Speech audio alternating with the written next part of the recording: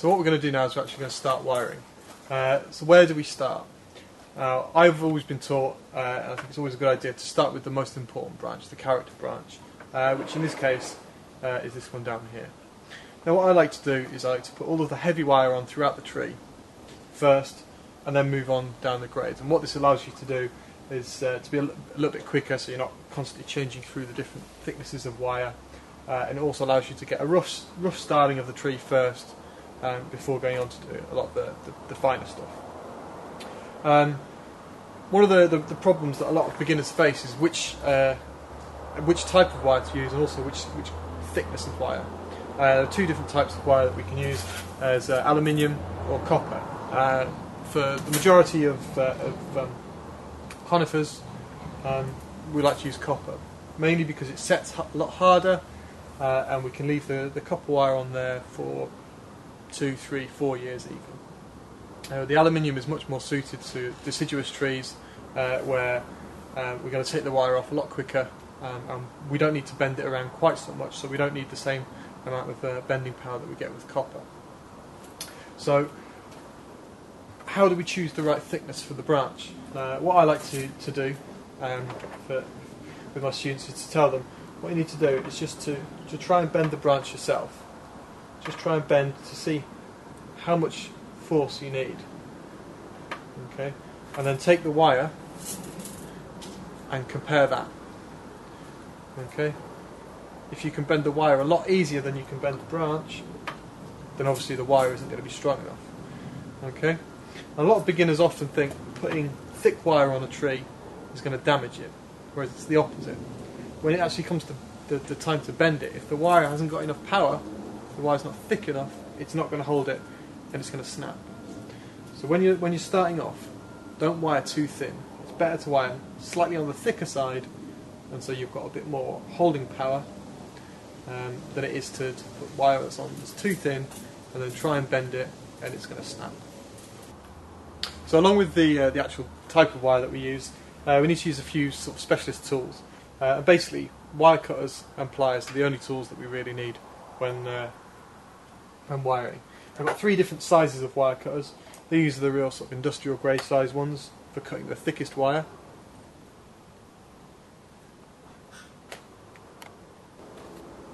This is the medium sized wire cutters, and this is generally okay for most wires except the thickest.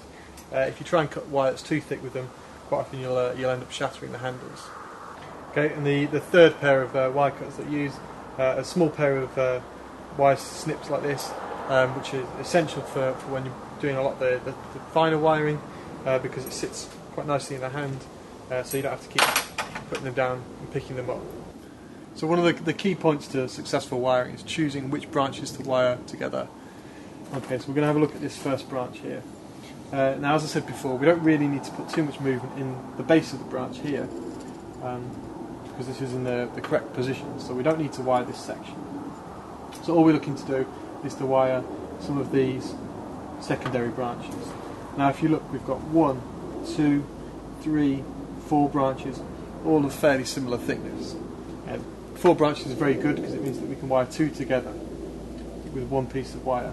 So we only need to use 2 pieces of wire to wire all 4 branches. And one of the fundamental rules of wiring is to always wire from the inside outwards. So what we're going to do is we're going to start here. Okay.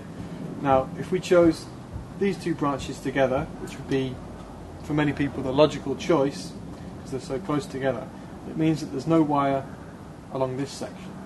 And it also means that when we come to wire these 2, it's going to be quite difficult for us to bend.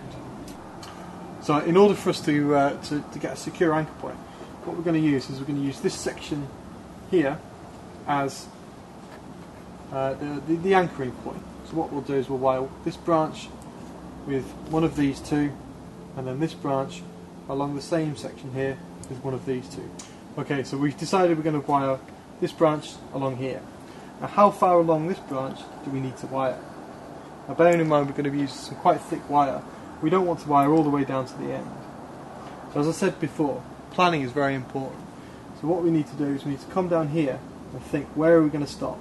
If we stop too soon, the next wires are not going to have an anchor point.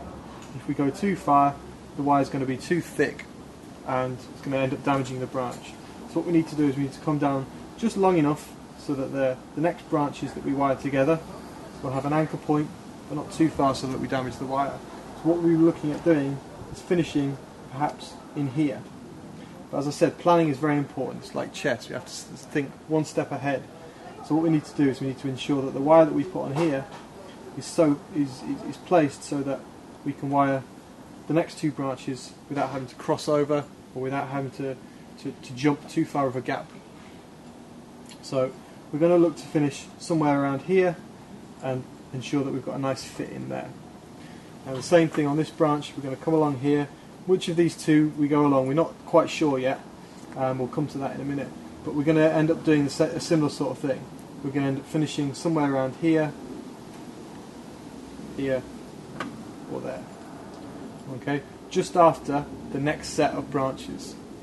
And that way, the next set have got that anchor point to hold on to. So we're looking for a piece of wire that's going to be about this long, there, and there. So choosing the correct length of wire can often be very difficult for a beginner. It's something which really comes from experience. But generally the rule of thumb is the length that you wish to wire plus half again and then a little bit extra just for emergencies. Okay, it's better to have the wire slightly too long than too short. Okay, so that's going to be long enough for there. Okay, and then what we'll do is we'll measure that section there. So we're looking at a piece of wire about that long. Okay. Particularly with the thicker wire, it's often best just to give yourself that little bit of extra. It makes it a lot easier to bend. Now, starting off the wire is the most essential part of putting the wire on the branch. This is where all of the strength comes from. So we need to make sure that the start is very, very strong. There are no gaps in it, it's not floating off of the branch, it's nice and secure. Okay. How we start the branch, the wire on the branch, depends whether they're going to be bending up or down. As I explained before, we always need to have the wire on the outside of where we're going to bend it. Okay, and also we need to think about the next wires. So if I start over the top here, okay, that's going to allow me to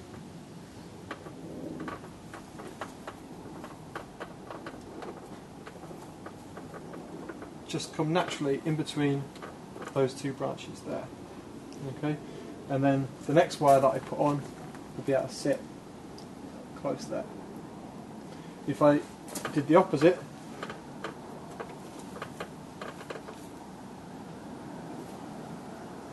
then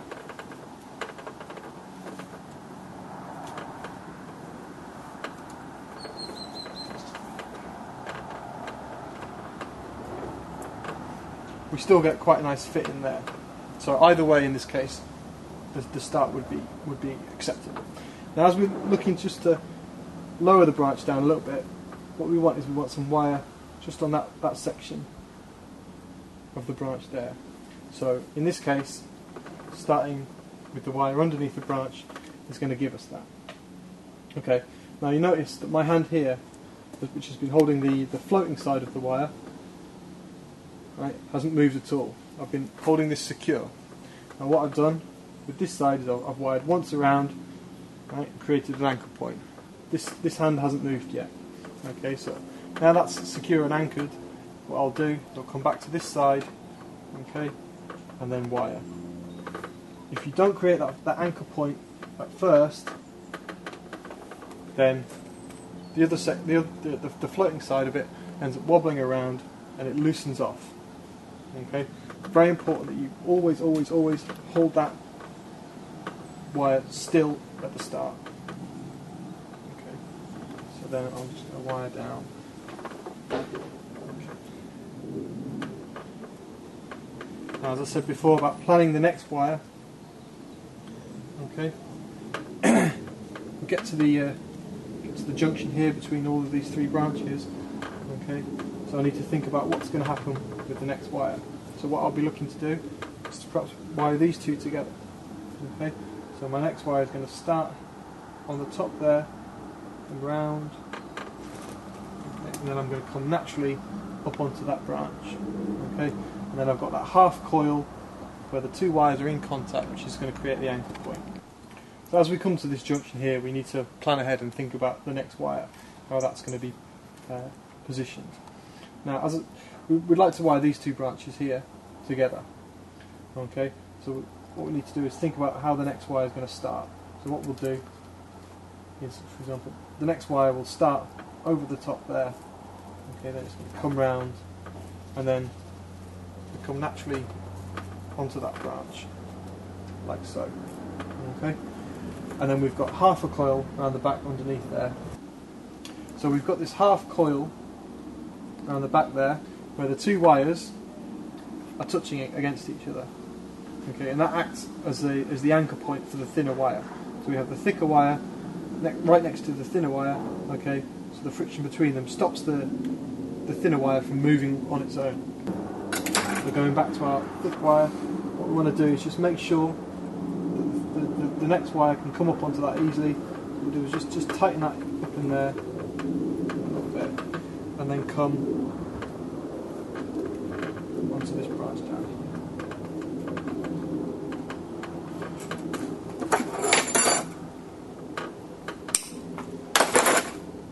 Okay, so then we're going to move back onto the other side. Okay, so we're going to wire along. Okay. Now we have the same problem here. This is where we get to the junction between the two. Now, which of these two do I wire along? Okay. Now, which I choose is dependent on how I wire this branch. Okay, so we need to imagine how the next wire is going to come. So I'm going to start on the bottom there. So my next wire is going to come along the front of this one. Okay, so if, for example, I wire this branch with the first wire, okay, my second wire is going to come along the front there, and then it's going to have to jump across. It's going to have to change the pitch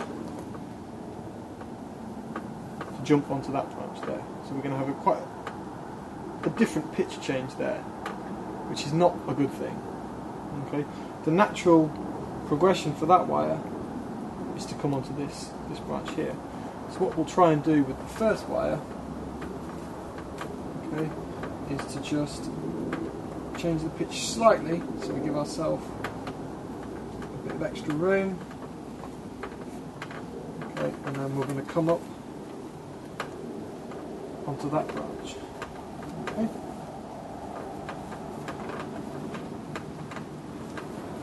There. Now, we've not lengthened the pitch too much, and there's no gap in there, so that is all quite nice, tight and secure. Okay, so then we've got the same thing here. We come to a junction. Now, what we'll do here is we'll just wire these two together, so it doesn't really matter which one we go down. So what we'll do is we'll go onto the branch which follows naturally the pitch of the wire, and just make sure that we get nice and tight in there. Okay, and then we'll just come around, so we've got one coil in that section there. Okay, we don't want to go too far, because then we'll end up with far too much wire on the branch. Okay, and that's not good.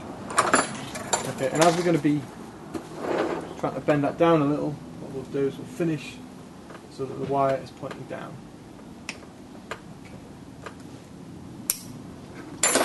So that's the initial wire.